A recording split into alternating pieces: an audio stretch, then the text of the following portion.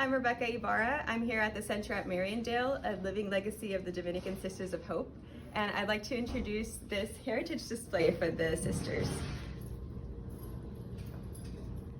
So we're greeted into a story of hope with the Dominican Sisters of the Most Holy Rosary in Newburgh, New York, and Sister Mary Ann Ronneberger is writing "Welcome" to introduce us into this heritage display at the St. Thomas School in Pleasantville, New York. And then we move to a sister in Puerto Rico. So we're seeing here that they're not just answering the call to teach immigrant German children in the United States, they're also going to the surrounding territories. And then we move to Sister Eusebio, who is here ministering through the arts. She's teaching the ceramics class at, let me see if I have the school, at Mount St. Mary Academy.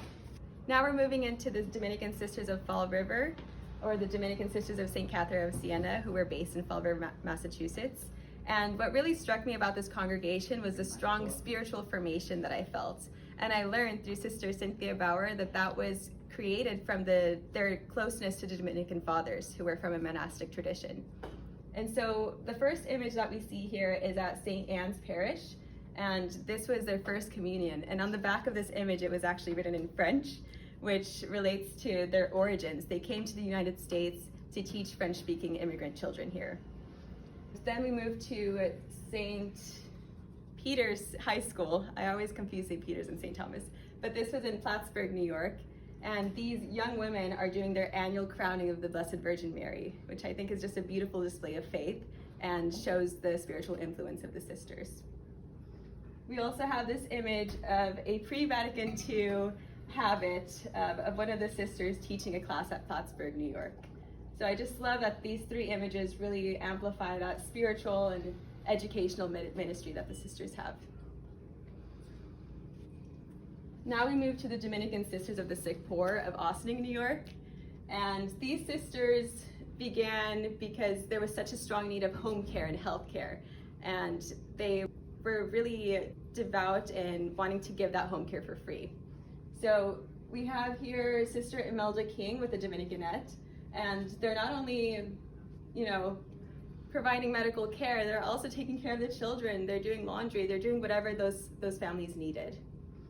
And here we have Sister M. Marguerite and Sister M. Angela on the steps of the Convent of the Immaculate Conception. And they're just here, in front of their convent with neighborhood kids. So you're seeing that they're not just in the home, they're out there preaching with their attitudes, with how they treat other people, and children are just surrounding them because of that. And this is one of my favorite images. It's Sister Anne Marie Bucher and Sister Teresa Irene Brennan on the corner of Willis Avenue, and they're looking at each other and ready to embark in this new, what I think, journey of hope. And that leads us into the Dominican Sisters of Hope. And when I think of these sisters, I think of advocacy, I think of care of the earth, I think of joy, I think of service, ministry in their local communities, and I think all of that is depicted here. So we have Sister Pat Jelly, Sister Anne Marie Bucher, and Sister Mary Headley marching for climate justice. Their sign says Dominicans for Justice and Peace, and they're marching with Dominican volunteers in New York City. Here we have Sister Nancy Ertz with Carlos and Sister Betty Ann Jasper, and they're getting ready to plant milkweed for pollinators in the area. And I just love this image of Sister Connie Koch laughing with a member of Nuns and Nuns Ministry. And our last image is Sister Debbie Blow, who started the North Country Mission of Hope, which provided medical care in Nicaragua.